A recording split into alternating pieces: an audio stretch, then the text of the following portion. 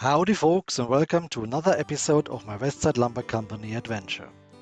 At the end of the last video I shared a glimpse of the next project.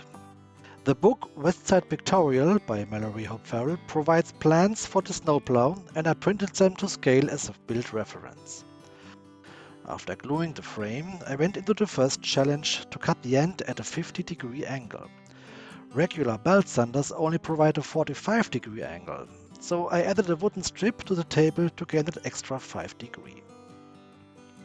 After adding the underbody detail and trucks, the chassis is ready for first test run on rails. For the plow base, some more timbers were glued up and rough cut to size. The original plow has 2 I-beams along the outside edges, but I used U-channel to make construction easier. During the construction, I decided to swap the trucks for die-cast ones with metal wheels. This will help to keep the center of gravity low. I upgraded those new trucks with wicked bolsters on the prototype. Building the upright columns presented the next challenge. The lower cross timbers were sandwiched between steel channels. Instead of channels along a timber core, I went for square tube with wooden plugs. After cutting the tubes to length, I took them to the CNC mill and added cutouts at the ends and slots for additional struts. A piece of wood was then milled to fit into the ends of the square tubes. Once the brass tube was mounted to the upright timbers by screws, I closed the ends with the plugs, which resulted in a perfect match of the prototype look. After adding some nut and bolt details and truss rods, the wedge end was ready for first test assembly. The clearance between rail and plow is 3 mm by now, but there's a sheet brass edge to be added later, reducing the gap by another millimeter. To get the underside of the wedge finished, I added the struts from T-profiles. On the CNC mill, I already added slots in which I can now fiddle the top ends of those struts. On the bottom end, I soldered brackets to mount the strut assemblies with screws. Any soldering was done with the resistant soldering iron. With the superstructure done, it was time to tackle the sheet metal work on top of the plow. One may think that all 4 pieces have the same radius here, but they are slightly increasing to the top edge.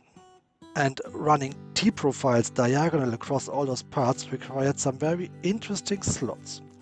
The parts have pegs on the underside to get aligned in matching holes in the wooden wedge, and the whole assembly is held in place with small screws.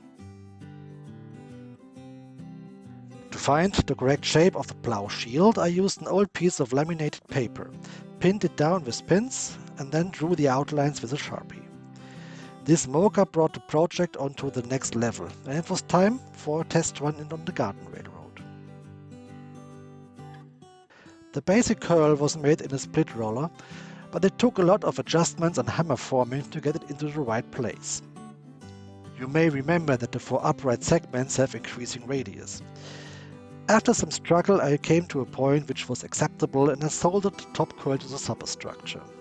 Again, the whole metalwork kept removable for sandblasting and separate painting.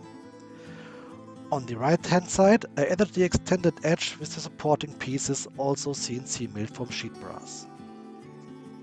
Since the first attempts of building the ballast tank from styrene failed, I checked the max capacity of my SLA printer, and I was very lucky that the tank shell would fit. So I made a print file for the tank sides and printed them in resin. Top and bottom were added from styrene sheet, and I filled the inside with scrap metal. The top hatch was also 3D printed, and I added handrails from brass wire and other detail parts. With the painted tank glued in place, it was time to get those few little details added, which always consumes much more time than one may expect. Anyhow, with the wooden platform and final handrails added, the snowplow got finished and sent out for first test runs the next morning.